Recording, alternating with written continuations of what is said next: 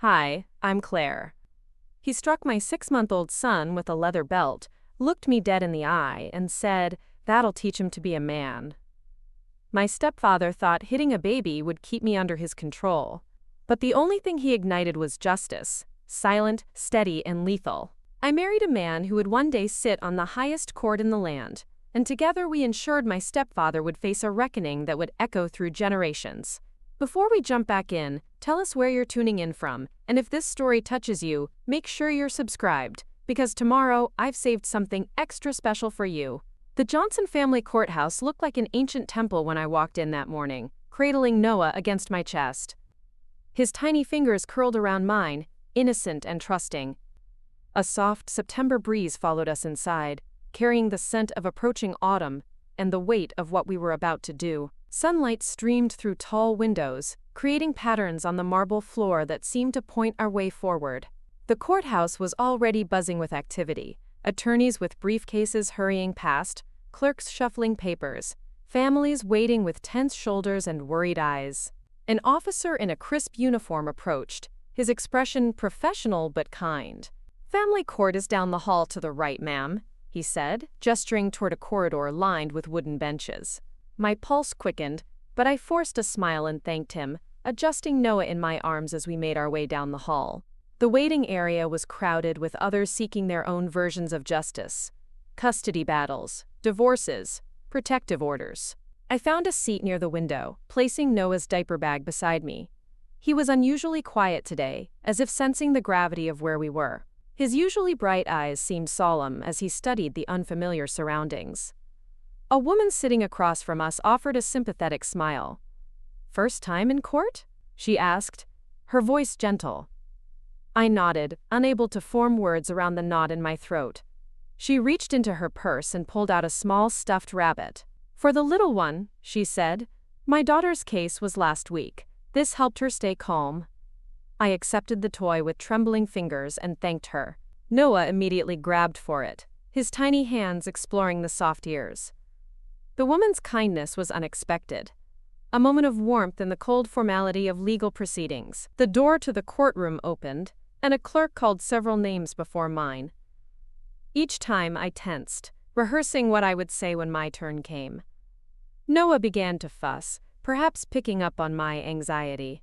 I bounced him gently, humming the lullaby my grandmother used to sing to me, the one about storms passing and sunshine returning. "Ms. Mitchell?" The clerk's voice rang out clear and final. I stood, gathering Noah and our belongings, and followed her through heavy wooden doors into courtroom B. Inside, the room felt impossibly large, with high ceilings and dark wood paneling that seemed to absorb sound. The judge's bench loomed at the front, empty for now, waiting like a throne. I was directed to a table on the left side of the room. As I settled in, arranging Noah on my lap, the doors opened again.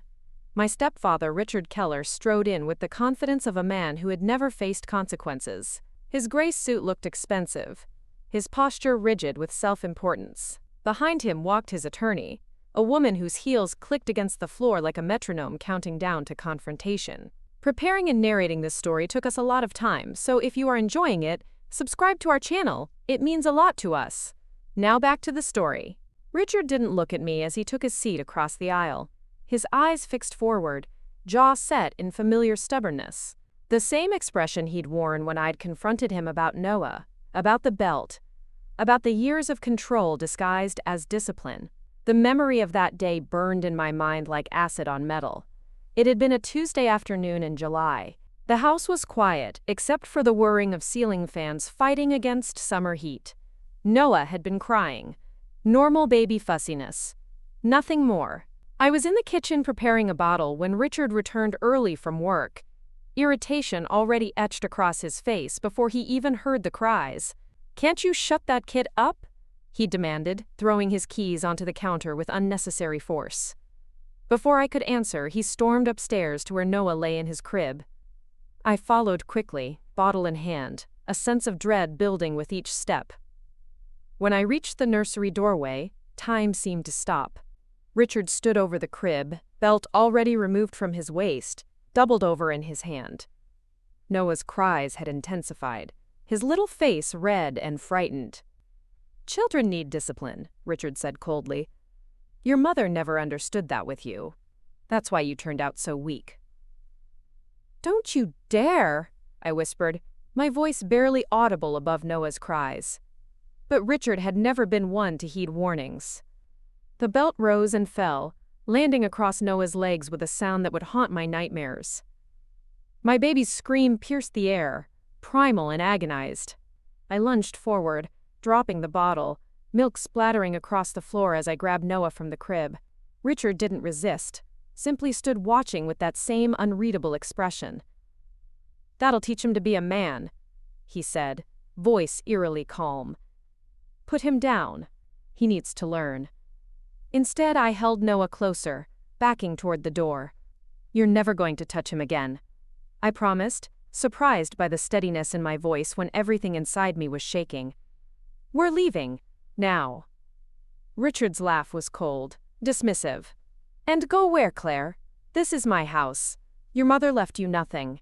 You have no job, no money, no education I didn't pay for. You have nowhere to go. He recoiled his belt with methodical precision. You'll be back by dinner. You always come back. He wasn't entirely wrong.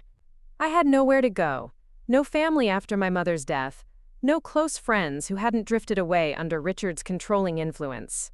But the weight of Noah in my arms, the angry red mark forming on his tiny leg, gave me a clarity I'd never known before. I managed to pack a single bag, diapers, clothes, Noah's favorite blanket, and the small emergency cash I'd been secretly saving. Richard watched from the doorway, arms crossed, expressions smug. He believed this was temporary, another rebellion he would squash like all the others. I'll call the police if you're not back by morning, he threatened as I headed for the door. Tell them you kidnapped that child. Remember who signed the birth certificate as the father. Remember whose name is on the mortgage, the cars, the bank accounts. I paused at the door, Noah still whimpering against my shoulder. He's not your son, I said quietly. He never was. And I'm not your daughter. With those words, I stepped into the blinding summer sun, into an uncertain future that felt safer than the home I was leaving behind. Now, sitting in the courtroom, I held Noah a little tighter, remembering the terror of those first days after we left. Sleeping in my car, then a women's shelter, making desperate calls to find anyone who might help us. The bruise on Noah's leg had turned a violent purple before fading to sickly yellow, a visible testament to what we were running from.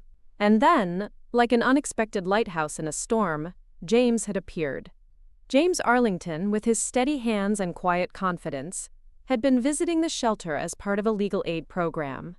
A rising star in constitutional law, he provided free counsel to women seeking restraining orders, custody arrangements, divorce filings. When he saw Noah's fading bruise, his face had hardened with a righteous anger that should have been frightening, but instead felt like salvation. I'll help you, he'd promised, his voice carrying the weight of absolute certainty. This stops now.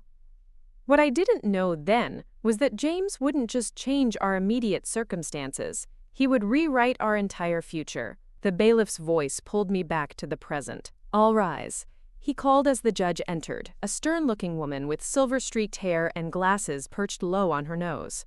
Judge Harriet Coleman had a reputation for fairness that bordered on severity. I stood, adjusting Noah on my hip, my heart pounding so loudly I was certain everyone could hear it. Case number 47,829, Mitchell v. Keller, petition for emergency custody and restraining order, the clerk announced. Judge Coleman settled into her chair, reviewing the file before her with careful attention. When she looked up, her gaze moved between Richard and me with clinical assessment. Ms. Mitchell, you're representing yourself today, she asked, her tone neutral but not unkind. Before I could answer, the courtroom door opened, and James strode in, briefcase in hand, apology in his eyes for cutting it so close. Your Honor, James Arlington representing the petitioner, he said, sliding into place beside me. Forgive my tardiness. There was an accident on Highway 16. Richard shifted in his seat, clearly recognizing James's name and reputation. His attorney leaned over to whisper something that made Richard's jaw clench tighter. Judge Coleman nodded. Mr. Arlington, I've reviewed the petition and supporting documentation. These are serious allegations against Mr. Keller. She turned her attention to Richard's attorney. Ms. Bradshaw, your client denies all charges? The woman stood, smoothing her skirt. Yes, Your Honor. My client categorically denies ever striking the child. Ms. Mitchell has fabricated these claims to extort financial support from my client, who has generously provided for her since her mother's passing 8 years ago. I felt a rush of heat climb my neck at the blatant lie. James placed a steadying hand on my arm, a silent reminder to stay calm. Noah began to fuss, perhaps sensing my distress. I bounced him gently, offering him the rabbit toy the woman had given us earlier. Your Honor, James began, his voice carrying the quiet authority that would one day command the attention of the highest court in the land. We have photographic evidence of the injury sustained by Noah Mitchell, taken within hours of the incident. We also have testimony from a physician at Mercy Hospital who examined the child the following day and confirmed the injury was consistent with a strike from a belt or similar implement. He passed a folder to the bailiff, who delivered it to the judge. As Judge Coleman examined the contents, her expression remained neutral, but I noticed a subtle tightening around her eyes. She looked up at Richard, studying him with renewed scrutiny. Mr. Keller, these photographs are quite disturbing, she said. Richard maintained his composure, his face a mask of offended dignity. Your Honor, I've never laid a hand on that child, he insisted. Claire has always been emotionally unstable, especially since the birth. If there are marks on the baby, I suggest you look at who had exclusive access to him during this supposed escape from my home. The implication hit me like a physical blow. He was suggesting I had hurt my own child to frame him. The audacity of it made my vision blur at the edges. James must have sensed my reaction because his hand found mine under the table, giving it a reassuring squeeze. Your Honor, James countered, we also have written testimony from 3 staff members at New Hope Women's Shelter who documented Ms. Mitchell's arrival with the injured child. Their statements confirm that Ms. Mitchell named Mr. Keller as the perpetrator immediately upon arrival, before she would have had any opportunity to concoct a false narrative.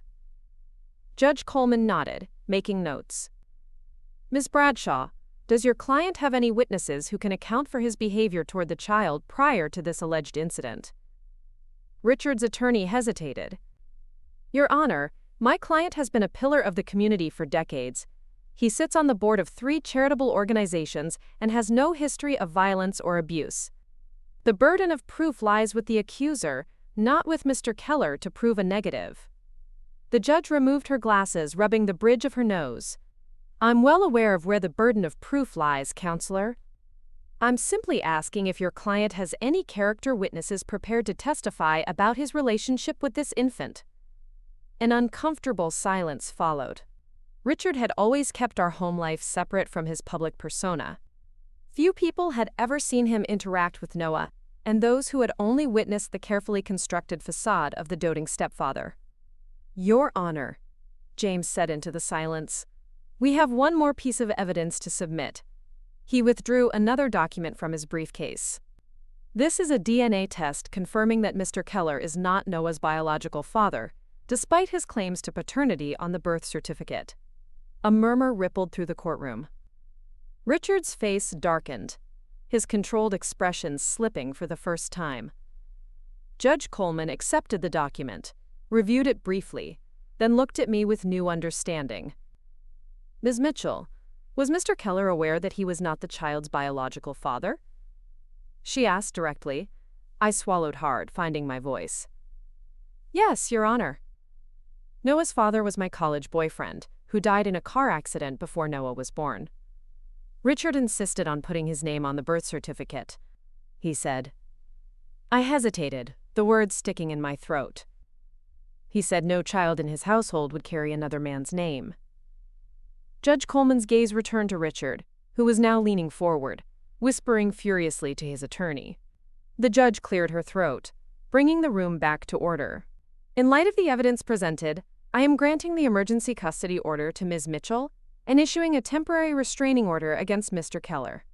He is to remain at least 500 feet from Ms. Mitchell and the child at all times. She turned to Richard directly.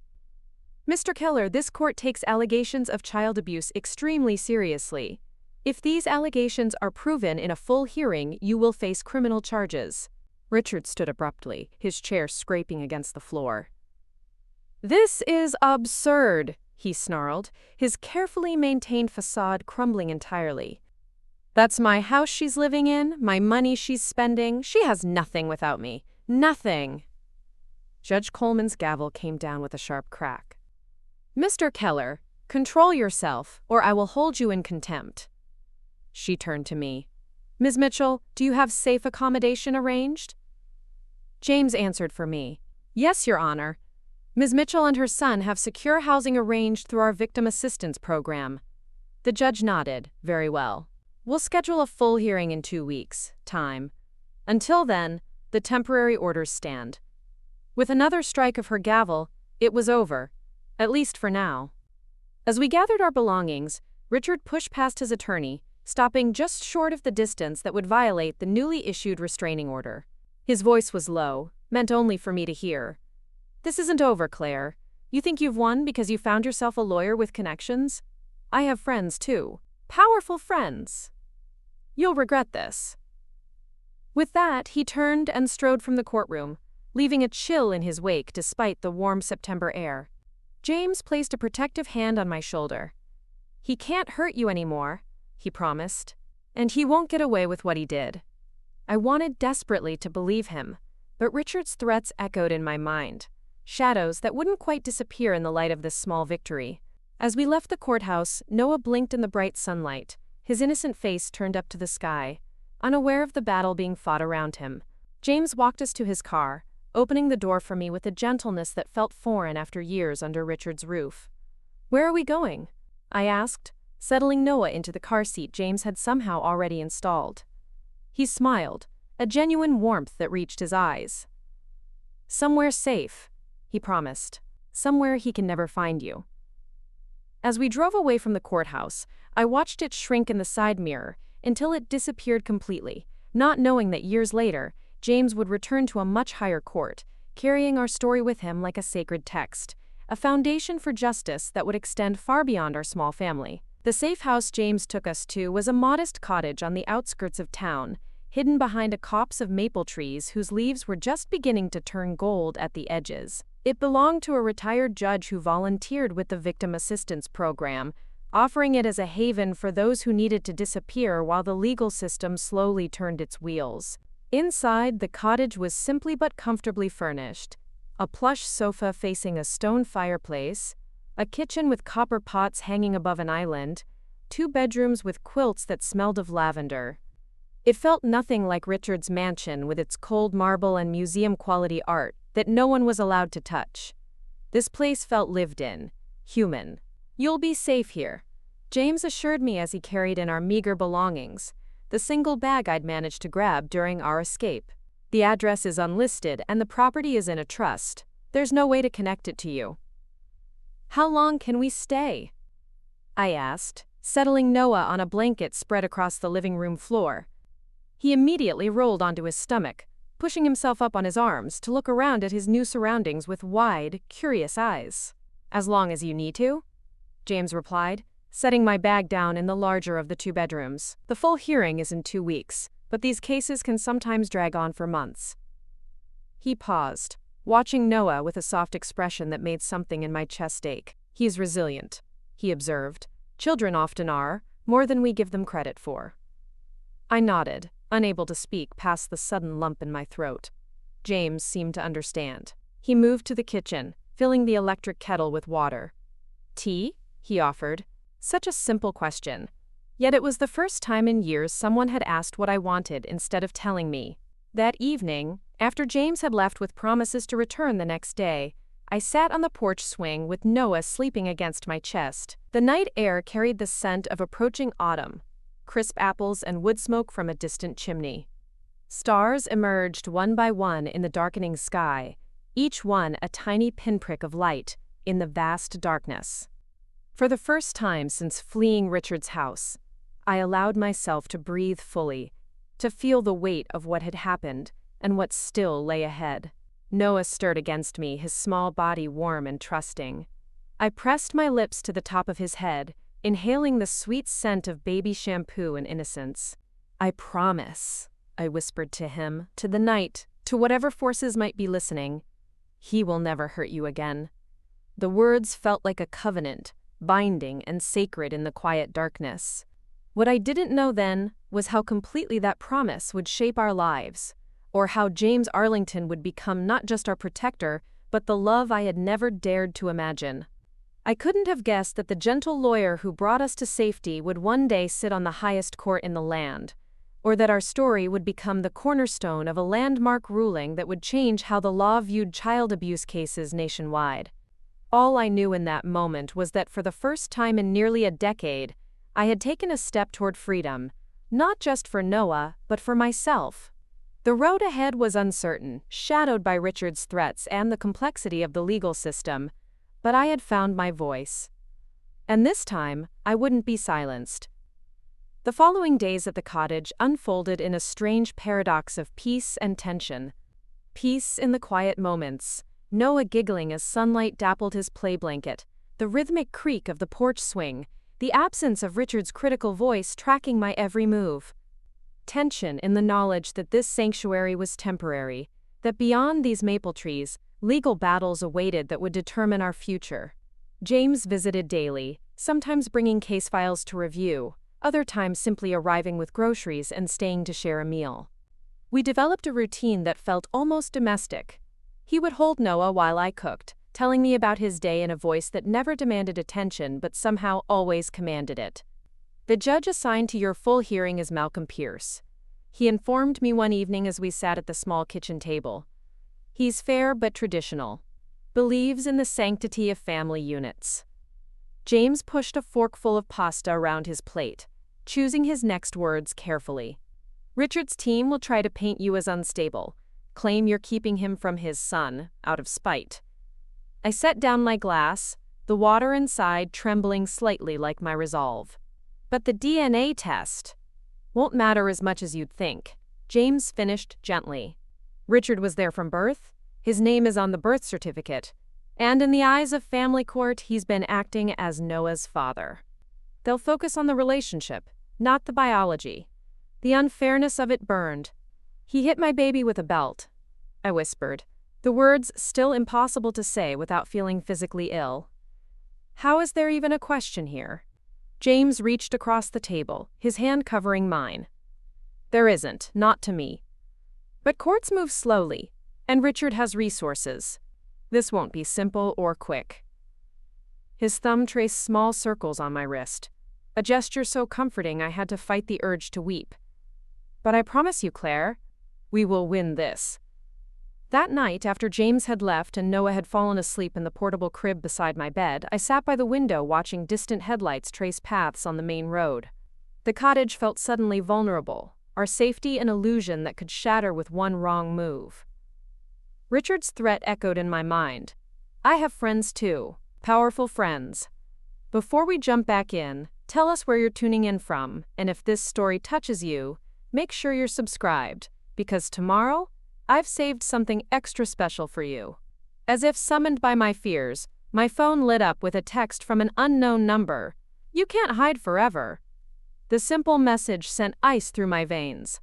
I immediately called James, my hands shaking so badly I nearly dropped the phone. He arrived within 20 minutes, his normally composed face tight with concern. After examining the message, he made several calls to the police, to his security contact, to the judge who owned the cottage. By morning, new locks had been installed, security cameras positioned around the property, and a patrol car assigned to drive by every hour. "How did he find this number?" I asked, clutching a mug of tea that had long gone cold. "I got a new phone when we left." James's expression was grim. "Richard has connections, like he said. Someone at the phone company, maybe, or a private investigator." He ran a hand through his hair, a rare gesture of frustration. "We'll get a new phone today, one registered to my office. And I'm staying here tonight, on the couch." I started to protest, but the thought of being alone after that message was too overwhelming.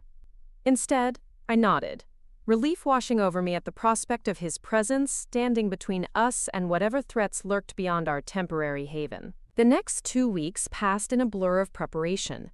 James interviewed witnesses, gathered additional evidence, and coached me on what to expect during cross-examination. Every evening, we reviewed strategy over simple dinners, Noah playing at our feet, blissfully unaware of the stakes. Preparing and narrating this story took us a lot of time, so if you are enjoying it, subscribe to our channel. It means a lot to us. Now back to the story. "Tell me about your mother," James said one night as we sat on the porch, the autumn air crisp around us. Noah had fallen asleep hours ago, and we'd lingered outside, reluctant to end the day. "Richard married her when you were, how old?" 14, I replied, pulling a blanket tighter around my shoulders. "After Dad died, Mom was lost, vulnerable. Richard seemed like stability. Successful business, big house, respected in the community." I stared into the darkness beyond the porch light. She changed so quickly after they married. Became quieter, more careful, always looking to him before she spoke, like she needed permission. James nodded, his profile solemn in the dim light. "And when did the control extend to you?" I took a deep breath, memories surfacing that I'd tried to bury. "Immediately. First it was dress codes, nothing, provocative, which meant basically anything fitted or colorful. Then my friends weren't appropriate. My college choices were limited to places within driving distance. He installed tracking software on my phone, set curfews, monitored my grades obsessively." "And your mother never intervened?" The question held no judgment, only gentle inquiry. "She couldn't protect herself, let alone me," I said softly. "She died thinking she'd secured my future by marrying him. Cancer, when I was 20, that's when things got worse. Without her as a buffer." I trailed off, the memories too sharp to continue. James's hand found mine in the darkness, warm and steady. "You don't have to say more tonight. But the judge needs to understand the pattern. This wasn't an isolated incident with Noah. This was the escalation of years of control. On the morning of the hearing, I awoke before dawn. My stomach knotted with anxiety. Noah sensed my tension, fussing as I dressed him in the outfit James had suggested. Blue overalls with a white shirt, shoes polished to a shine. "Appearances matter in court," he'd explained. "We want Noah to look cared for, happy, secure." James arrived early, wearing a suit that looked more expensive than any he'd worn previously. "My court suit," he explained with a small smile when he caught me noticing. "Saved for special cases." He helped me load Noah's diaper bag with extra supplies, double-checking that we had everything needed for a potentially long day. The courthouse seemed more imposing than before, its stone facade looming against the bright October sky. Inside, the hallways bustled with morning activity. Clerks rushing between offices, attorneys conferring in hushed tones, ordinary people whose lives had become entangled in legal proceedings. James guided us to a small conference room where we could wait privately. "Judge Pierce is running behind," he explained, setting up toys for Noah on the table. "Previous case is taking longer than expected." The delay stretched my nerves tighter. Every minute we waited was another minute for doubt to creep in, for fears to multiply. What if Richard's resources overwhelmed our evidence? What if the judge valued traditional family structures over Noah's safety? What if we lost? As if reading my thoughts, James placed his hand on my shoulder. "Claire," he said quietly, "no matter what happens today, this isn't the end. If we need to appeal, we will. If we need to find another approach, we will. I'm not walking away from this case." The intensity in his eyes suggested he wasn't just talking about the case anymore, but something deeper neither of us had dared to name. At last, we were called into the courtroom. Richard was already seated with his attorney, looking impatient but controlled. He wore a conservative gray suit that screamed respectability and traditional values. When he saw Noah in my arms, his expression flickered with something that might have been genuine emotion, quickly replaced by calculated determination. Judge Pierce was an older man with a neatly trimmed white beard and piercing blue eyes that seemed to assess everything and everyone. He reviewed the file before him methodically before addressing the court. "This is a hearing for case number 47,829, regarding custody and allegations of abuse involving minor child Noah Mitchell. I've reviewed the temporary orders issued by Judge Coleman. He looked up, gaze shifting between Richard and me. I understand there are serious allegations here, along with questions of paternity and guardianship. Let's proceed methodically. Richard's attorney, Ms. Bradshaw, presented their case first. Her strategy became immediately clear. Paint Richard as a devoted stepfather, betrayed by an unstable young woman. She called character witnesses who testified to Richard's community standing, his charitable work, his public persona of respectability. Mr. Keller stepped in when Ms. Mitchell had no one. Bradshaw argued smoothly. He provided a home, education, financial support. He even agreed to be listed as the father of her child when the biological father abandoned her. And how does she repay this generosity? With false accusations designed to secure financial gain. Each word felt like a physical blow. The narrative was so twisted, so contrary to the reality I had lived, that I could barely breathe through my outrage. James squeezed my hand under the table, a silent reminder to stay calm, to trust the process. When it was our turn, James approached the case differently. Rather than beginning with the incident itself, he established the pattern of control that had defined my life under Richard's roof. He called the director of the women's shelter, who testified about the signs of long-term psychological abuse she had observed. He presented school records showing my gradual isolation during high school, the narrowing of my social circle that coincided with Richard's entrance into our lives. "Your Honor," James said, his voice carrying the quiet authority that made juries and judges alike lean forward to listen, "what happened to Noah was not an isolated incident. It was the inevitable escalation of a pattern of control that began when my client was just 14 years old. Mr. Keller doesn't see Noah as a child to be protected, but as a possession to be controlled, just as he viewed Ms. Mitchell and her late mother." He then called the emergency room doctor, who had examined Noah's injuries. Dr. Patel's testimony was clinical but devastating. Detailed descriptions of the bruising pattern consistent with a belt strike, the force required to create such marks on an infant's delicate skin, the potential for serious harm from such an assault. "In my professional opinion," Dr. Patel concluded, "this injury was not accidental, nor was it consistent with reasonable discipline. This was a deliberate application of force against an infant incapable of any behavior warranting correction." Throughout the testimony, I held Noah close, his warm weight against my chest the only thing keeping me grounded. He remained remarkably calm, occasionally babbling softly or reaching for James when he returned to our table between witnesses. Richard watched these interactions with narrowed eyes, his jaw visibly clenching. When it was my turn to testify, James had prepared me thoroughly, but nothing could fully ready me for the experience of speaking my truth, while Richard stared me down from across the courtroom. I described the incident in detail, the sound of the belt, Noah's screams, Richard's chilling words afterward.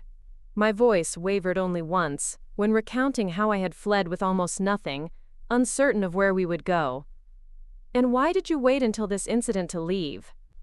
Ms. Bradshaw asked during cross-examination, her tone suggesting the delay somehow undermined my claims. "If Mr. Keller was so controlling, why stay all those years?" I looked directly at Richard as I answered. "Because he convinced me I had no choice. He controlled our finances, isolated me from friends, monitored my movements. After my mother died, he was the only family I had. He made sure I believed I couldn't survive without him." I shifted my gaze to Judge Pierce. "Until he hurt Noah. That day, I realized I couldn't survive if I stayed." The most powerful testimony, however, came from an unexpected source. During a brief recess, James was approached by Richard's former housekeeper, Elena Vasquez, who had worked in the home for 7 years before being abruptly dismissed the previous month. "She says she has information relevant to the case," James told me, his expression cautiously hopeful. "She reached out after seeing a news item about the hearing. I've asked the judge for permission to add her as a witness." Over Ms. Bradshaw's strenuous objections, Judge Pierce allowed Elena to testify. A small woman with graying hair and dignified posture, she took the stand with visible nervousness but unwavering resolve. I worked in Mr. Keller's home for 7 years, she began, her accented English careful and precise. I saw how he treated Miss Clare. Always watching, always correcting. After the baby came, things got worse. Mr. Keller would get angry when the baby cried, say he was too soft, needed to be toughened up. Elena described witnessing Richard's escalating behavior, criticizing my parenting, insisting on rigid schedules for Noah that ignored his needs, becoming enraged when normal baby behavior disrupted his routines. Then she revealed the reason for her dismissal. 1 week before Miss Clare left, I saw Mr. Keller shake the baby when he thought no one was watching. Not hard enough to hurt him bad, but rough, angry. I told him never to do that again or I would call police. Her eyes filled with tears. He fired me that day, said if I told anyone, he would make sure I never worked again, would report my nephew to immigration. Richard's face had gone pale, then red with fury. He leaned forward, whispering urgently to Miss Bradshaw, who tried unsuccessfully to discredit Elena's testimony by questioning her immigration status and suggesting she had been fired for theft. Allegations Elena calmly refuted with documentation of her citizenship and spotless employment record. As the hearing stretched into its second day, tensions in the courtroom mounted. Richard grew visibly agitated, his carefully constructed facade cracking under the weight of the evidence against him. During one particularly damning testimony about his history of controlling behavior, he slammed his hand on the table, earning a sharp rebuke from Judge Pierce. "Mr. Keller, control yourself or you will be removed from this courtroom," the judge warned. Richard subsided, but the mask had slipped, revealing the volatile man I had lived in fear of for years. The final blow to Richard's case came when James presented financial records showing how Richard had systematically insured my dependents, putting my college tuition in his name so he could threaten to withdraw it if I disobeyed, keeping my name off all household accounts despite my mother's substantial inheritance that had been absorbed into his assets after her death, even controlling my access to the car by installing GPS trackers. "Your Honor," James concluded, "this is not a case about a man being denied access to a child he loves. This is about a man whose pattern of control and abuse finally extended to an infant, crossing a line that forced Ms. Mitchell to flee for their safety. The evidence clearly shows that returning Noah to an environment controlled by Mr. Keller would place him at significant risk of further harm." As closing arguments ended, Judge Pierce announced he would take the evening to review all evidence before rendering his decision the following morning. The night that followed was the longest of my life. James stayed at the cottage again, neither of us able to eat much dinner or engage in our usual conversation.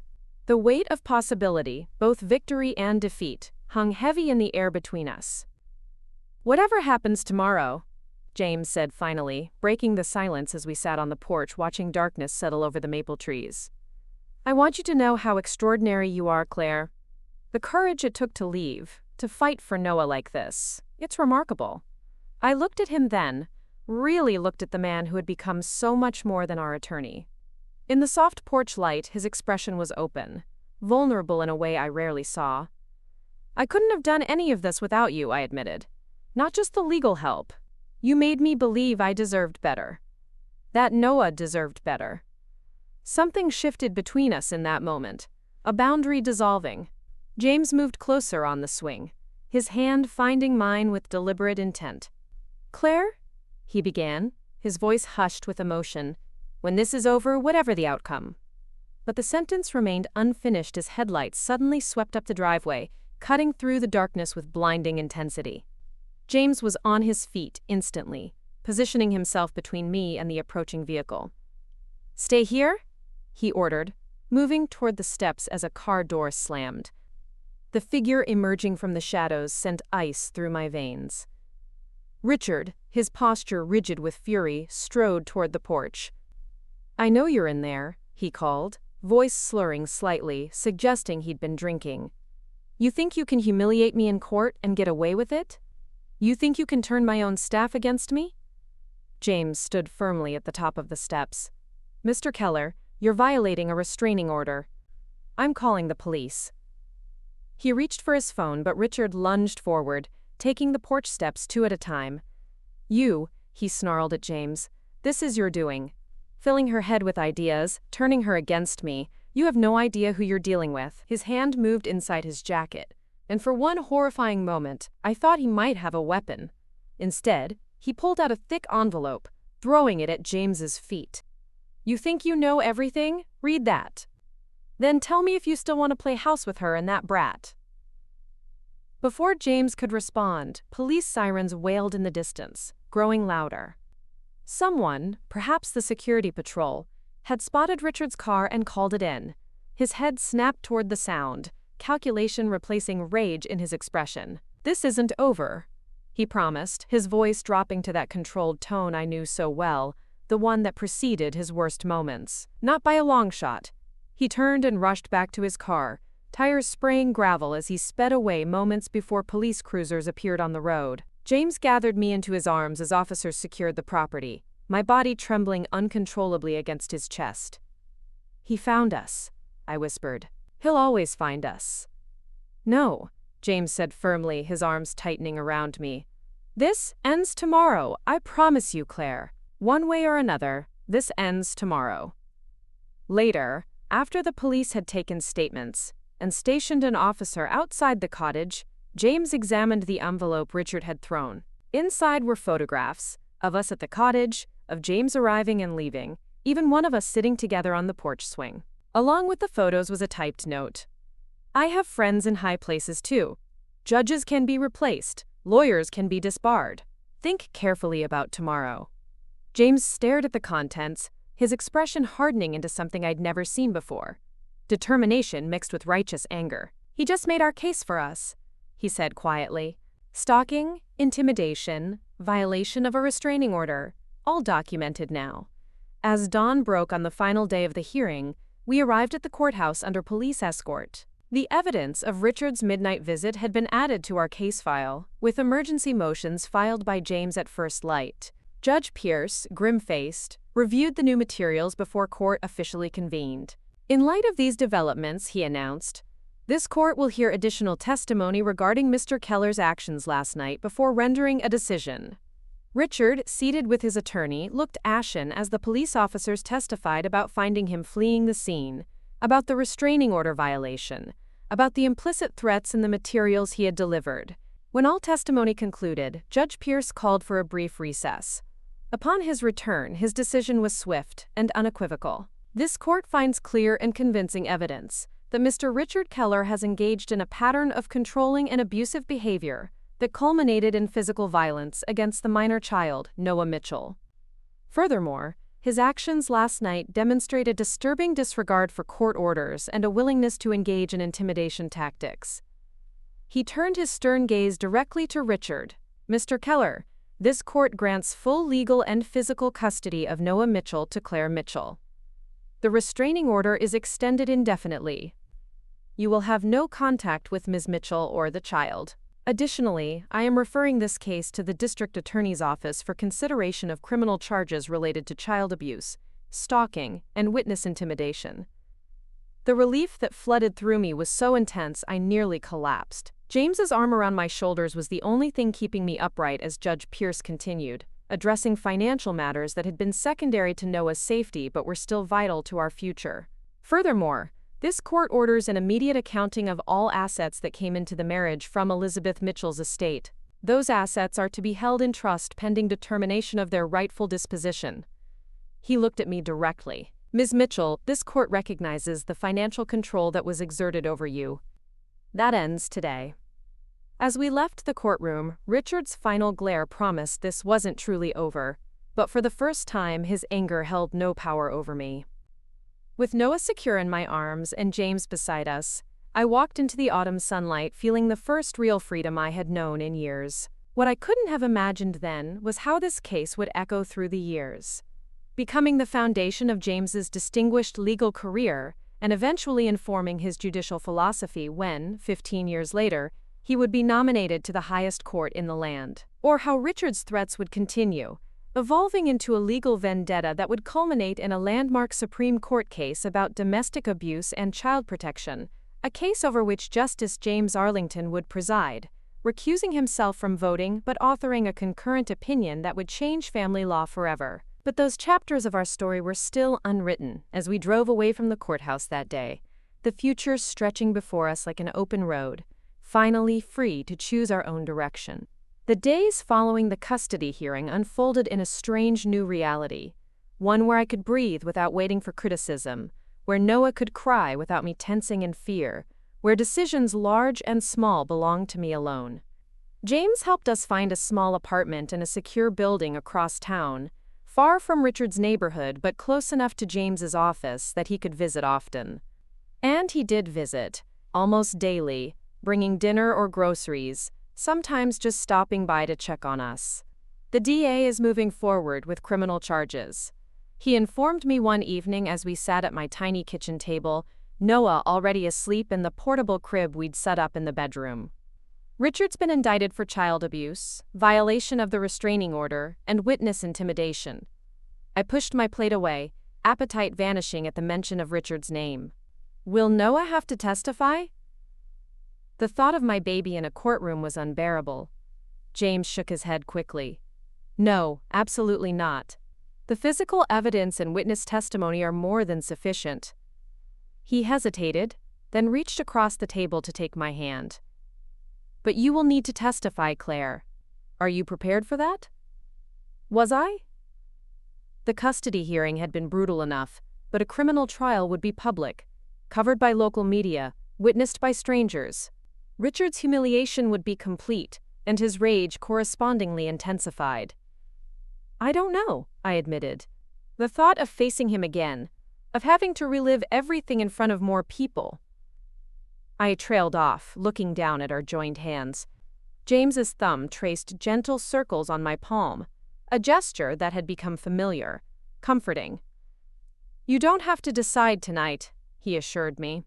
But Claire, your testimony could protect other children from someone who clearly has no boundaries when it comes to violence against the vulnerable. His words settled over me, heavy with responsibility but also with purpose. I thought of Elena Vasquez coming forward despite threats to her family, of the shelter director who had seen through my careful facade to the fear beneath, of the emergency room doctor who had documented Noah's injuries with such precision. Each had played a role in our escape from Richard's control. Perhaps my testimony could create a similar path for someone else.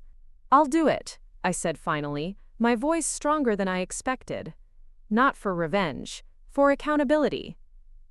James's smile warmed something long cold within me. That's the difference between justice and vengeance, he said softly. And it's why you're going to win this, no matter what Richard throws at you next. What Richard threw came sooner than expected. The following morning, a courier delivered an envelope containing legal papers. Richard was contesting Judge Pierce's financial ruling, claiming my mother's inheritance had been legally commingled with his assets through various investments and business ventures. He was essentially trying to ensure I remained financially dependent, even if he couldn't control Noah or me directly anymore. It's a delay tactic, James explained after reviewing the documents. He's hoping to drain your resources with legal fees, force you into a settlement. His expression darkened. And he's hired Preston and Warfield. They're not just any law firm. They specialize in high-conflict divorces and custody battles. They're known for scorched-earth litigation strategies. What does that mean for us? I asked, bouncing Noah gently as he fussed against my shoulder. It means we need to be prepared for a fight, James replied. But Claire, I want you to understand something. He set the papers aside, focusing entirely on me. I'm not just your attorney anymore. I care about what happens to you and Noah, beyond any professional obligation. The air between us shifted, charged with something unspoken but increasingly undeniable. James, I began, uncertain how to navigate this territory after years of emotional isolation. You don't have to say anything, he interrupted gently. I know this isn't the right time. You're just beginning to rebuild your life. But I wanted you to know that I'm in this for the long haul, whatever that means. Before we jump back in, tell us where you're tuning in from. And if this story touches you, make sure you're subscribed, because tomorrow, I've saved something extra special for you. His commitment proved essential in the months that followed. Richard's legal challenges multiplied, motions to reconsider the custody arrangement, attempts to force supervised visitation, challenges to every financial ruling. Each required responses, hearings, more billable hours that I couldn't possibly afford. James never mentioned fees, waving away my concerns whenever I raised them. "We'll figure it out when this is over," he would say. "Right now, let's focus on keeping you and Noah safe and secure." The criminal case proceeded in parallel, adding another layer of stress to our lives. I met with prosecutors, reviewed my testimony, prepared myself to face Richard in yet another courtroom. Through it all, James remained our constant, steadfast support, professionally brilliant and personally unwavering. Winter settled over the city, transforming our walks to the neighborhood park into expeditions requiring layers of snowsuits and tiny mittens. Noah took his first tentative steps on a snowy afternoon in December, wobbling from the coffee table to my outstretched arms while James recorded the moment on his phone, his proud smile nearly as bright as mine. Preparing and narrating this story took us a lot of time, so if you are enjoying it, subscribe to our channel. It means a lot to us. Now back to the story. These moments of ordinary joy felt revolutionary after years under Richard's shadow. Simple freedoms, choosing what to cook for dinner, deciding when Noah should nap, wearing clothes selected for comfort rather than Richard's approval, accumulated into a new sense of self. I enrolled in online courses to complete the degree I'd abandoned when Noah was born, taking tentative steps toward financial independence. Yet Richard's presence lingered like a storm on the horizon. His criminal trial was scheduled for February, headlines already appearing in local papers, as journalists pieced together the story of the respected businessman charged with child abuse. His attorney had attempted to keep the proceedings sealed, citing concerns about Richard's reputation, but the judge had ruled that public interest outweighed those concerns. "He's worried about his reputation while my baby still has nightmares," I commented bitterly one evening, showing James a particularly sympathetic profile of Richard in the business section of the city paper. The article mentioned the allegations against him with careful neutrality, focusing instead on his charitable foundation and business accomplishments. James set the paper aside. "The truth will come out in court," he assured me. "And speaking of court, I have news." His expression was difficult to read, cautious yet somehow hopeful. "The prosecutor has offered Richard a plea deal." My heart stuttered. "What kind of deal?" "Guilty plea to child endangerment, dropped charges for witness intimidation. 3 years probation, mandatory anger management and parenting classes, permanent restraining order." James watched my face carefully. "No jail time, but a permanent record. And most importantly from our perspective, a criminal conviction would significantly strengthen our position in the ongoing financial litigation."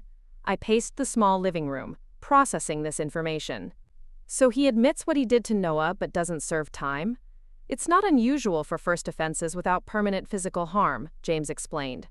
"And trials are unpredictable. Juries can be swayed by character witnesses, by a defendant with community standing. This guarantees a conviction." The pragmatic part of me understood the reasoning, but something deeper rebelled at the thought of Richard avoiding true consequences yet again. What if he does this to someone else's child? What if he already has? James stood, stopping my pacing with gentle hands on my shoulders. "Claire, this is your decision. If you want to proceed to trial, I will support you completely. But I want you to consider what's best for Noah, and for you. A trial means months more stress, public scrutiny, cross-examination designed to undermine your credibility. The plea guarantees Richard can never legally come near either of you again." I closed my eyes, leaning slightly into his steady presence. "When does he have to decide?" "The offer expires next week. His attorneys requested a meeting with the prosecutor tomorrow. I suspect they're going to counteroffer." That night, after James left and Noah was asleep, I sat by the window watching snow fall in the glow of streetlights. The world outside looked peaceful, pristine, concealing the complexity beneath its white blanket. I thought about Richard in his mansion across town, perhaps sitting in his study with an expensive scotch, strategizing with his legal team how to minimize consequences he had earned through his own actions. The injustice burned. Yet James was right. A trial would mean months more of Richard dominating our lives, of preparing to face him, of reliving the worst day of my life for a jury of strangers. Was that worth the possibility of him serving a short jail sentence? Would imprisonment actually reform a man like Richard, or merely deepen his resentment and determination for revenge? By morning, I had reached a decision. I called James before his meeting with the prosecutor. "Accept the plea," I said, surprised by the steadiness in my voice, but with one addition. I want him to admit what he did, on the record, in open court. No euphemisms, no minimizing. He states exactly what happened. 2 days later, James called with news. "They've accepted your terms. Richard pleads guilty to child endangerment, makes a full admission in court, accepts all other conditions. In exchange, the witness intimidation charges are dropped." Relief and apprehension tangled in my chest. "When?" "Plea hearing is scheduled for next Monday," James replied. "You don't have to attend, but you can if you want to. Either way, I'll be there to make sure he doesn't try to backtrack or minimize." The decision to attend the hearing wasn't easy, but something in me needed to witness Richard's admission, needed to hear him speak the truth after years of his carefully constructed facade. When Monday arrived, James picked us up early, helping me secure Noah in his car seat for the drive to the courthouse. We had arranged for a victim advocate to stay with Noah in a private room during the proceedings, so I wouldn't have to worry about him becoming upset in the courtroom. The criminal courtroom was smaller than I expected, more austere than the family court where our custody hearing had taken place. Polished wood gleamed under fluorescent lights, the seal of the state mounted prominently behind the judge's bench. I sat in the gallery next to James, my hands clenched tightly in my lap as we waited. When Richard entered with his attorney, I forced myself to look directly at him for the first time in months. He appeared thinner, the confident swagger diminished, though his suit was still impeccable, his posture rigidly upright. His eyes scanned the courtroom, freezing momentarily when they landed on me. Something flickered across his face, surprise, perhaps, or a flash of the old intimidation. I held his gaze steadily until he looked away first, a small victory that straightened my spine. The proceedings moved quickly. Judge entering, clerk calling the case, prosecutor outlining the plea agreement. Then came the moment I had insisted on. Richard stood before the court, hands clasped before him, as the judge asked him to state for the record exactly what he had done. For a moment, I thought he might balk, might decide a trial was preferable to this public admission. His attorney murmured something, and Richard's jaw clenched visibly before he began to speak. "On July 15th of last year," he said, voice mechanical as if reading from an internal script, "I struck Noah Mitchell, then 6 months old, with a leather belt across his legs with sufficient force to cause bruising and pain. I did this deliberately, not in a moment of loss of control, but as what I incorrectly believed was discipline." Each word seemed dragged from him, his face flushing with humiliation.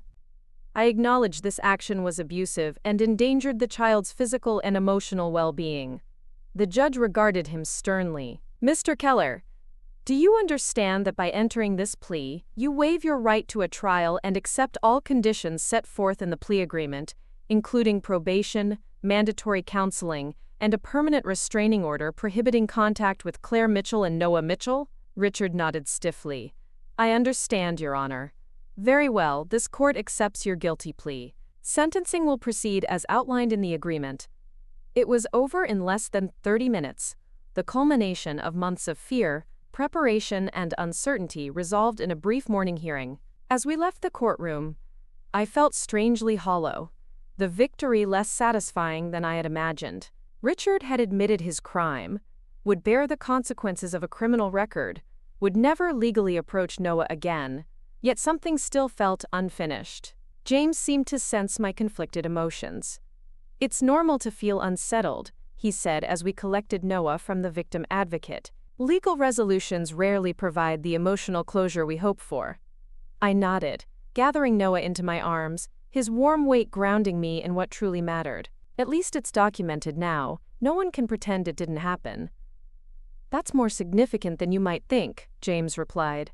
"Public admission creates accountability that private knowledge never could." As winter melted into spring, the landscape of our lives continued to shift and settle. The criminal case was resolved, but Richard's financial maneuvers dragged on. each filing more desperate than the last as judges repeatedly ruled in our favor, gradually restoring my access to what had been my mother's estate. Through it all, James's presence in our lives evolved from professional to personal, with a naturalness that felt like remembering rather than discovering. Our first kiss came on a rainy April evening as he prepared to leave after dinner, his hand lingering on mine as he thanked me for the meal. The moment stretched between us, charged with months of unspoken feelings, until I found the courage to step forward, closing the distance that had protected us both during the legal battles. His arms encircled me with gentle certainty, his kiss conveying everything words had been insufficient to express. When we finally separated, his smile held wonder and resolve in equal measure. "I've wanted to do that since the day at the women's shelter," he confessed, brushing a strand of hair from my face. "But I couldn't. Not while you were my client, not while you were still finding your footing." "And now?" I asked, heart racing with possibility. "Now," he replied, "I think we're ready to see what comes next. Together." What came next unfolded with cautious joy. James becoming a fixture in our small apartment, then suggesting we find a larger place together as my financial situation stabilized. Noah, now walking confidently and beginning to form words, attached himself to James with the uncomplicated love of a child who recognizes genuine care. By Noah's first birthday in January, we had moved into a house with a fenced yard and space for his growing curiosity. James proposed on a snow-covered evening in the backyard, kneeling in fresh powder as Noah watched wide-eyed from the kitchen window. We married in June, a small ceremony with Noah as our ring-bearer, toddling down the aisle with determined concentration. Life settled into new patterns. James's legal practice focusing increasingly on family advocacy cases, my online courses giving way to a part-time position with a nonprofit supporting domestic violence survivors. Richard remained a shadow in our peripheral vision, his appeals and motions continuing though with diminishing frequency and success as courts consistently upheld previous rulings. Years passed. Noah grew from toddler to child, beginning school with no conscious memory of the man who had marked his infancy with violence. James adopted him legally when he was 5, a process Richard fought bitterly, but ultimately lost. We welcomed a daughter, Emma, when Noah was 7, completing our family circle with her arrival. I sometimes marveled at how thoroughly we had rebuilt from the ashes of what Richard had tried to destroy, creating a home where voices were never raised in anger, where children grew with boundaries set by love rather than fear, where partnership meant mutual support rather than control. Then came the call that would set in motion the final chapter of our story with Richard. James had been building a national reputation in family law, his cases establishing precedents cited in courtrooms across the country. When the call came from the Judicial Nomination Committee, it didn't seem entirely unexpected to those who had followed his career. But to us, sitting at our kitchen table on an ordinary Tuesday evening, it felt momentous. "They're considering me for the Supreme Court," he said, voice hushed with disbelief after hanging up the phone. "The president wants to meet with me next week." The nomination process that followed was intense. Background checks, financial disclosures, interviews with senators, preparation for confirmation hearings. Our family history with Richard emerged as a potential complication, a personal connection that might require recusal from certain types of cases. "It's your story too, Claire," James said as we discussed how to address it during his hearings. "How much are you comfortable with me sharing publicly?" I considered the question carefully.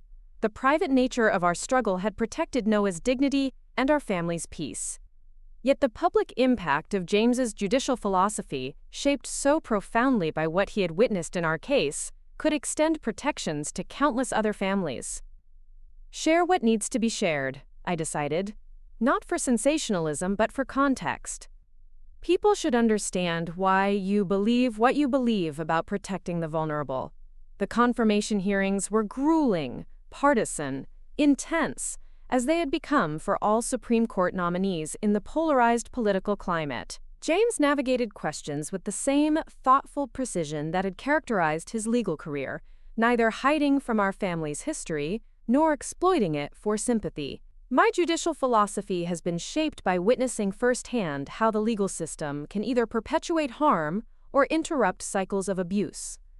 He explained when questioned about potential bias. I've seen both the strengths and weaknesses of our family courts, our criminal justice system, and our approaches to domestic violence. These experiences don't create bias, they create informed perspective. The vote was close but successful. At 49, James became one of the younger justices appointed to the Supreme Court. His investiture ceremony, a profound moment of both personal and professional culmination.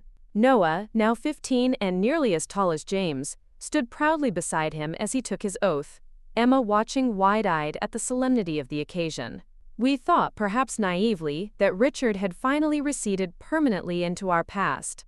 The last of his legal challenges had been dismissed years earlier. He had remarried, moved to another state, seemingly built a new life that didn't include obsession with destroying ours.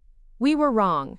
The case arrived at the Supreme Court through the traditional process: lower court decisions, appeals, circuit court rulings, finally, a petition for the highest court to review. Martinson v. Colorado involved questions about the standards of evidence in child abuse cases, the balance between parental rights and child protection, the admissibility of pattern evidence in family court. James recognized immediately that he would need to recuse himself. The parallels to our own case were too direct, the potential for perceived bias too great. What we didn't realize until later was that Richard had engineered the entire case, funding the Martinson family's legal challenges, selecting attorneys, crafting arguments specifically designed to undermine the legal precedents our case had helped establish. It was his final attempt at revenge, aimed directly at James's judicial legacy. The realization came the night before oral arguments were scheduled. A package arrived at our home containing documents outlining Richard's involvement in the Martinson case, his financial contributions, meeting notes between him and the attorneys. With it was a handwritten note: "Some justice can't be stopped by recusal. Watch carefully tomorrow." James immediately contacted the Chief Justice and the court's Ethics Council, disclosing the information and its source. An emergency conference was called, the oral arguments delayed pending investigation. The evidence was clear. Richard had orchestrated a case designed to reach the Supreme Court for the specific purpose of undermining child protection precedents, never disclosing his personal connection or financial interest. The court faced an unprecedented situation. Dismissing the case would deny the Martinsons their day in court through no fault of their own. Proceeding with full knowledge of Richard's manipulation risked the integrity of the court's process. The Chief Justice proposed an unusual solution. The case would proceed, but with special provisions for expanded amicus briefs addressing the underlying legal questions, without reference to the specific facts of the Martinson case. And though James would recuse himself from voting on the decision, he would be permitted to author a concurrent opinion addressing the broader legal principles at stake. The opinion James ultimately wrote became his most cited, most influential judicial work. A comprehensive examination of how family courts should approach evidence in child abuse cases, the balance of parental rights against child safety, and the critical importance of recognizing patterns of control and escalation before they culminate in serious harm. Without ever mentioning our case specifically, he crafted a framework that would guide family courts nationwide, establishing principles that prioritized children's safety while maintaining due process protections. The majority opinion largely adopted his reasoning, creating precedent that would protect countless children in situations similar to Noah's. Richard's attempt at revenge had backfired completely, transforming into the broadest possible application of the justice he had tried to escape.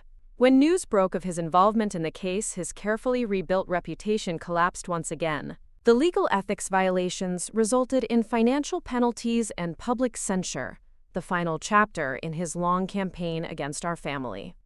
On the evening after the opinion was published, James and I sat on our back porch, watching Noah shoot baskets in the driveway, his lanky teenage frame moving with the easy confidence of a child raised in safety and love. Emma was sprawled on a blanket nearby, lost in a book as twilight gathered around us. "Do you ever wonder," I asked James quietly, "what would have happened if I hadn't left that day? If I had believed Richard when he said I couldn't survive without him?" James took my hand, his touch as reassuring as it had been that first day in the women's shelter.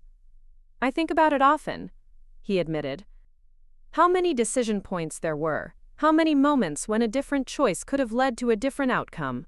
You leaving, Elena testifying, Judge Pierce believing you, each link in a chain that led here. He gestured toward our children, our home, the life we had built. But mostly, he continued, I think about how one person's courage can create ripples that extend far beyond what they could imagine. Your decision that day didn't just save Noah. It ultimately helped create protections for children you'll never meet, in courtrooms you'll never see. As darkness settled fully around us, I thought about the young mother I had been, terrified, isolated, believing I had no options. I wished I could reach back through time and tell her what I now knew with absolute certainty, that the most powerful weapon against those who would control through fear is the refusal to remain silent, the courage to speak truth even when your voice shakes, and the faith that justice, though often slow, can arrive with transformative power when we stand firmly in its path. Noah jogged over, breathing hard from his workout, dropping onto the step beside us. What are you guys talking about so seriously? He asked, reaching for the water bottle beside James. I smiled at my son, healthy, strong, unburdened by the trauma he had been too young to remember. Just thinking about journeys, I said, and how sometimes the hardest first step leads to places you never imagined possible. He nodded with the casual wisdom of youth.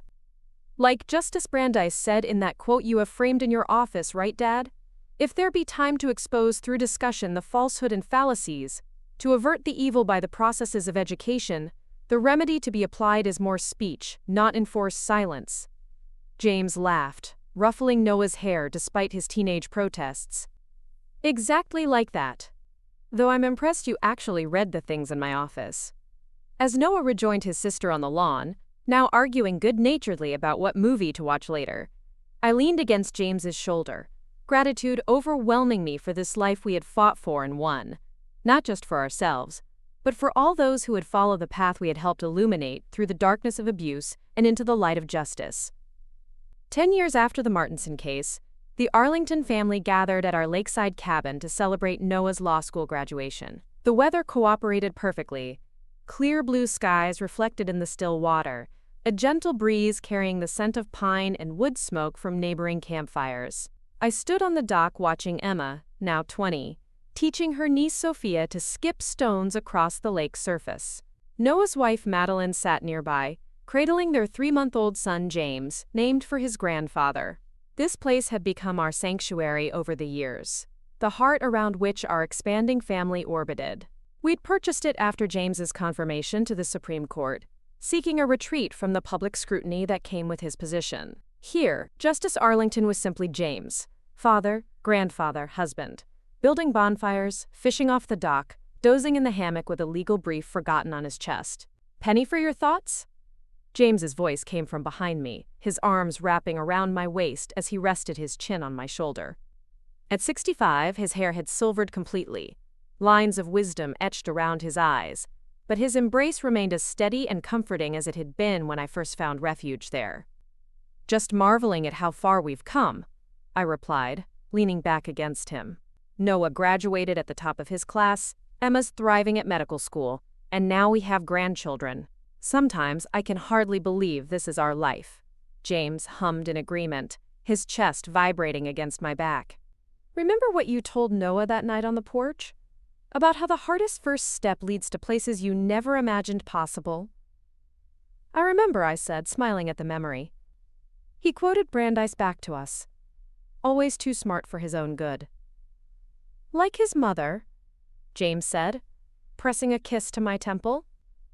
Speaking of which, there's something we should discuss before everyone arrives for dinner. I turned in his arms, noting the serious shift in his expression. What is it?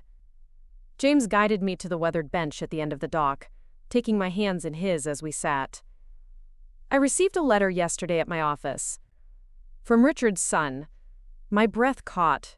Richard had remarried after moving away, fathering a child late in life with his second wife. We had deliberately avoided following news about him over the years, healing in the space created by distance and time.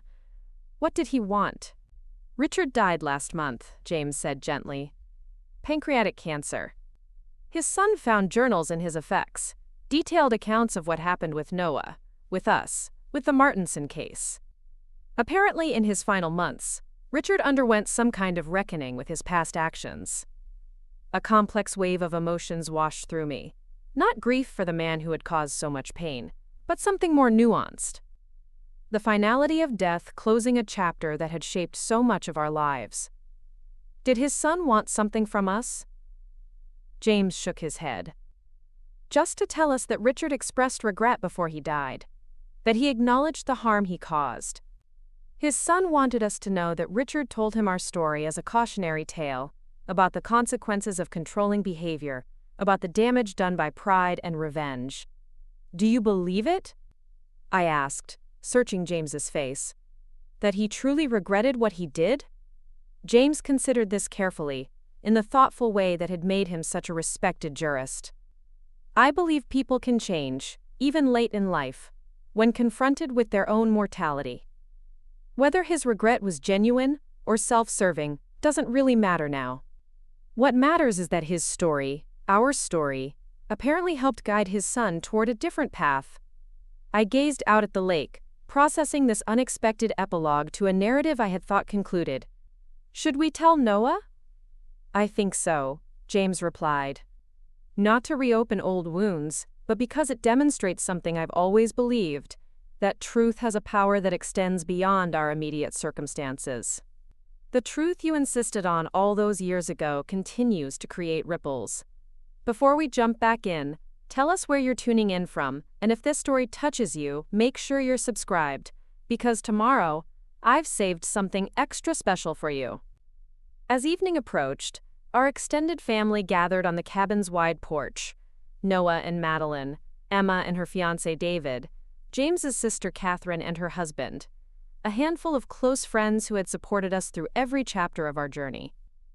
The table overflowed with shared dishes, wine glasses catching the golden light of sunset, conversation flowing as easily as the lake water lapping at the shore below.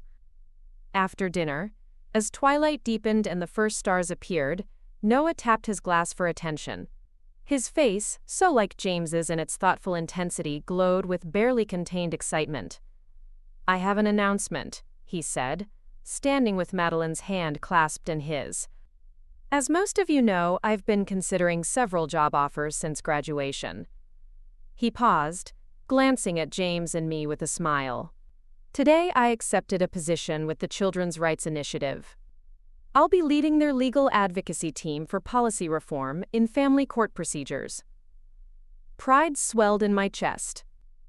The Children's Rights Initiative had been established using principles outlined in James's Martinson opinion, working to implement those protections in state courts nationwide. Noah would be continuing the work that had begun with his own case, though he had no conscious memory of those early events. That's wonderful news, James said, raising his glass. No one better suited for the role. After the toasts and congratulations subsided, I found Noah alone by the fire pit, stoking the embers as darkness settled fully around the cabin. I sat beside him, pulling my sweater tighter against the evening chill. Your father and I are incredibly proud of you, I said softly.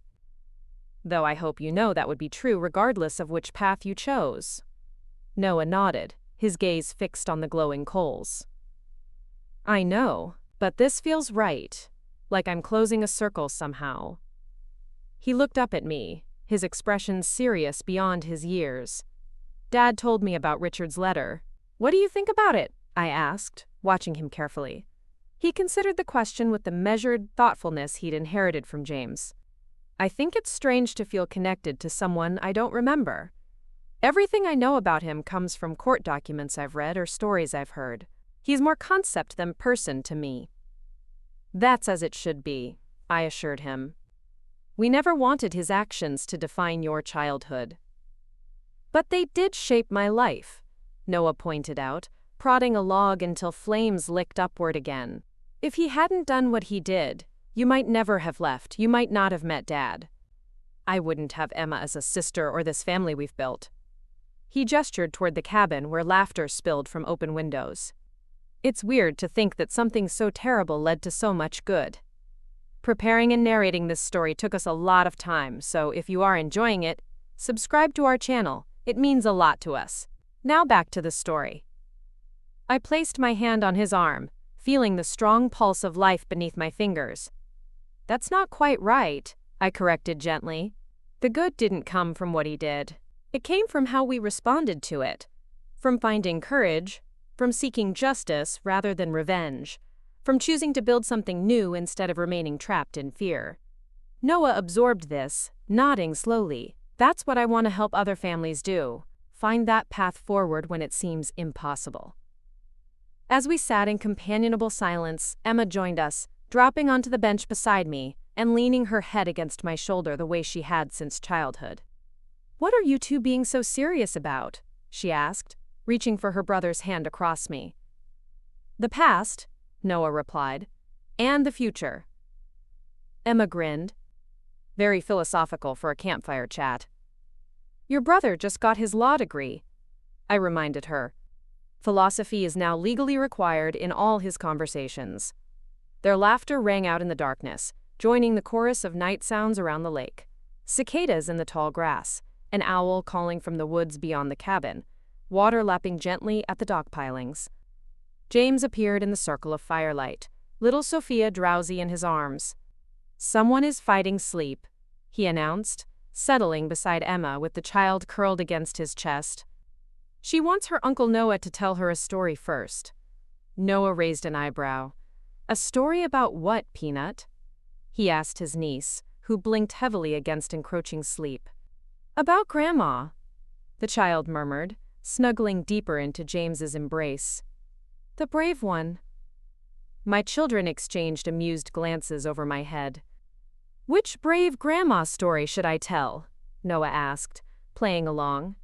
"There are so many." "The one about the bad man," Sophia insisted, suddenly more alert, "and how Grandma beat him in the big court." I felt a momentary flash of concern. We had never shared the details of our history with Richard directly with Sophia. She was only 4, far too young for such complexities.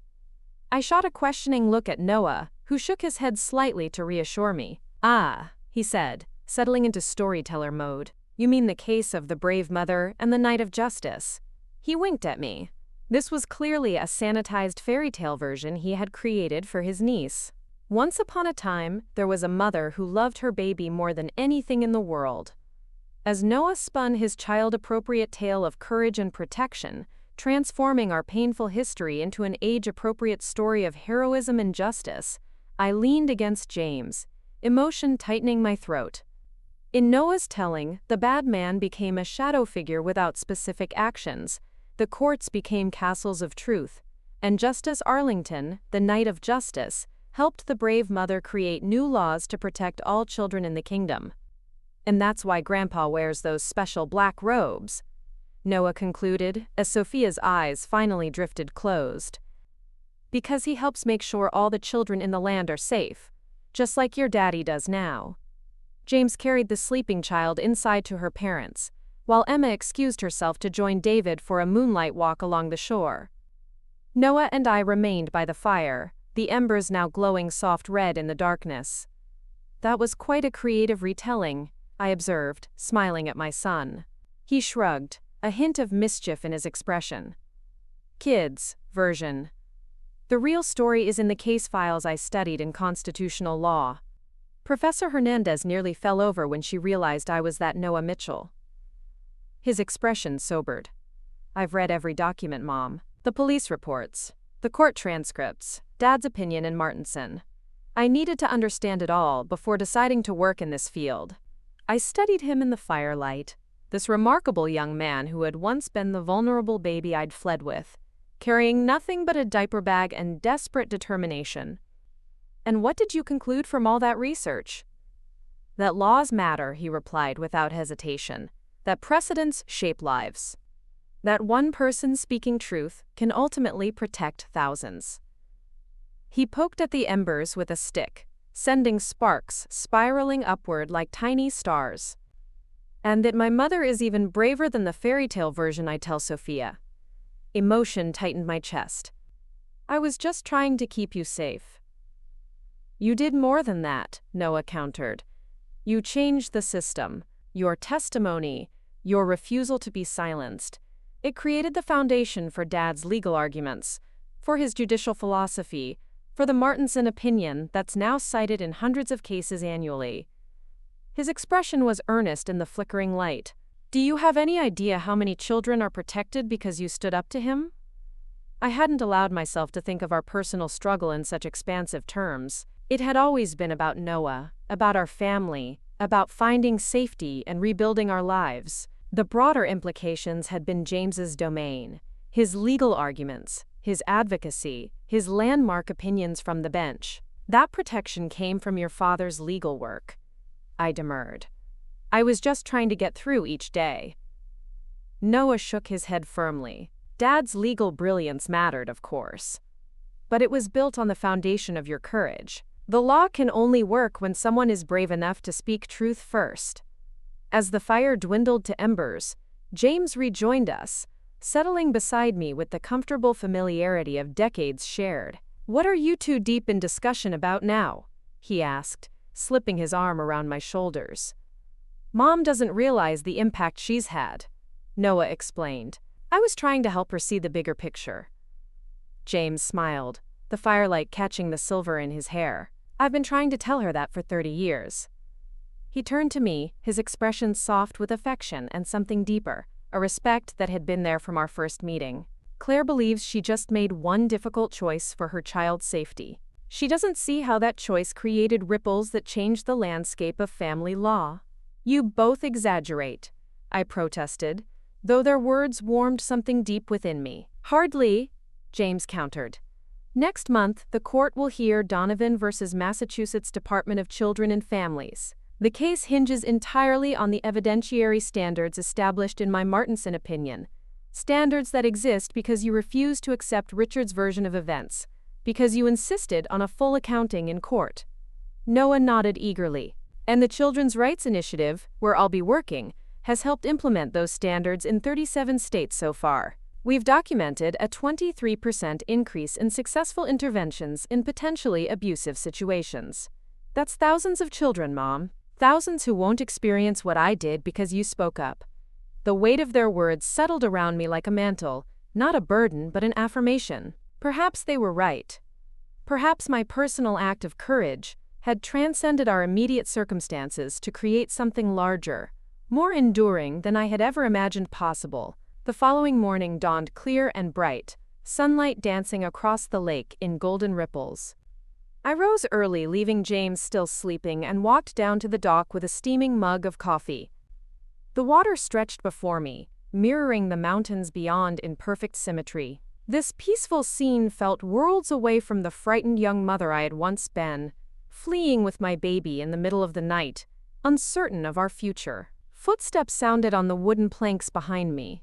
I turned to find Emma approaching, her medical textbook tucked under one arm. She settled beside me, bumping my shoulder affectionately with hers. "Early bird," she observed, gesturing toward my coffee. "Something on your mind?"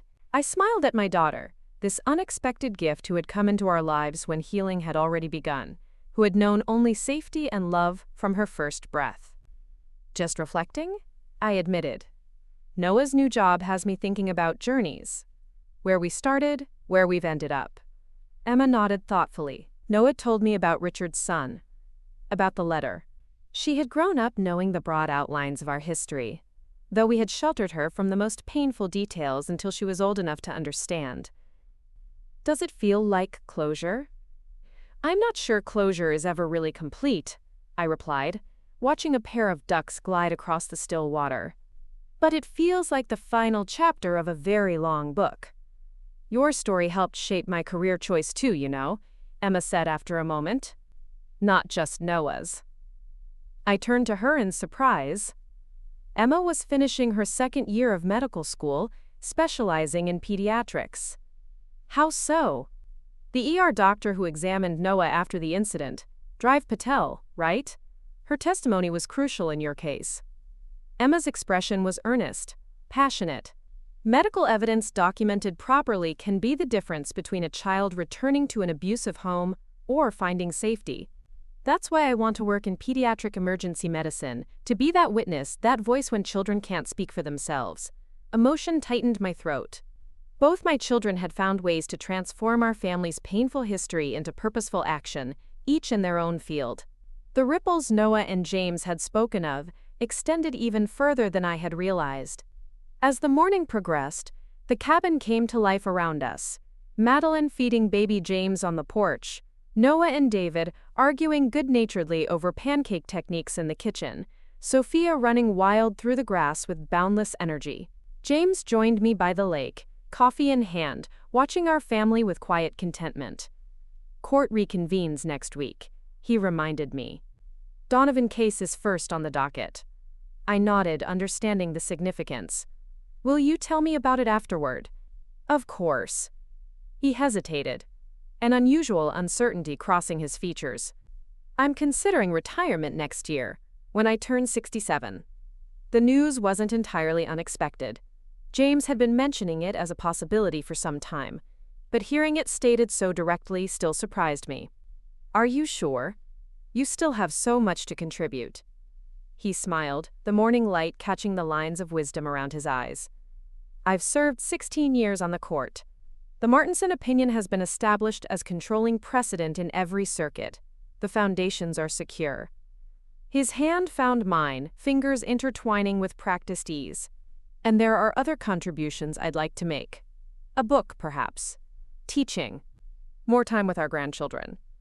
More time at this lake, I added, understanding his yearning for quieter days after decades of public service. Exactly. His gaze swept over our gathered family. We've built something remarkable, Claire, something that extends far beyond just us. I want to savor it. That evening, our final night at the cabin before returning to our respective lives and responsibilities, we gathered once more around the fire pit. The conversation flowed easily, punctuated by laughter and the comfortable silences of people secure in their connections. As twilight deepened into true darkness, Noah raised his glass. To Mom and Dad, he said, his expression solemn in the firelight, for showing us that justice isn't just a concept in law books. It's something you build with courage and persistence, one day at a time. To family, Emma added, raising her own glass. Both the one we're born with and the one we choose to create.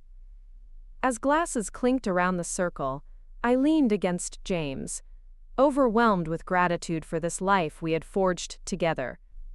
From the darkest moment of my existence, watching a belt strike my baby had emerged not just survival but transformation. For ourselves, for our children, and perhaps for countless others whose names we would never know but whose lives might be safer because of the stands we had taken.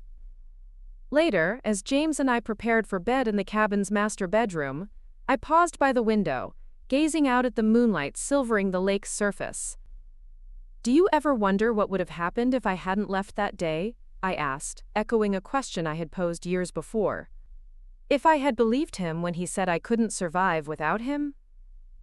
James crossed the room to stand beside me, his reflection joining mine in the darkened glass. I used to, he admitted, but not anymore. Now I prefer to focus on what did happen, how one moment of courage led to another, and another, until together they built a lifetime of purpose. He was right, of course. The what-ifs held no power in the face of what we had actually created. A family bonded not by fear but by love. Careers dedicated to protecting the vulnerable. Precedents that would outlive us in courtrooms across the nation. The cycle of control and abuse that Richard had attempted to perpetuate had not just been broken but transformed into its opposite. A legacy of protection, of justice, of healing. As we settled into bed, James's arm around my waist in the familiar comfort of decades shared, I thought about the young mother I had been, terrified but determined, fleeing into uncertainty rather than accepting the certainty of continued abuse. I wished I could reach back through time and tell her that the step she was taking, though it felt like stepping off a cliff into darkness, was actually the first step on a path that would lead to places more beautiful than she could possibly imagine. And perhaps, through the work Noah would do at the Children's Rights Initiative, through Emma's future care of vulnerable children in emergency rooms, Through the precedents James had established from the highest court in the land, we were indeed reaching back, not through time, but through the connected web of human experience. Reaching back to tell other terrified parents that they too could find the courage to take that first impossible step toward safety, toward justice, toward a future where belts were never weapons, and children grew surrounded by love, instead of fear. In the quiet darkness of our lakeside sanctuary, I sent a silent message of strength to anyone who might be standing at that same crossroads I had faced so many years ago, that moment of terrible clarity when staying becomes more frightening than leaving. I hoped they would somehow feel the truth that had saved us, that justice begins with a single voice refusing to be silenced, and that from that voice, entire systems can eventually be transformed. Up next, you've got 2 more standout stories right on your screen. If this one hit the mark, you won't want to pass these up. Just click and check them out. And don't forget to subscribe and turn on the notification bell so you don't miss any upload from us.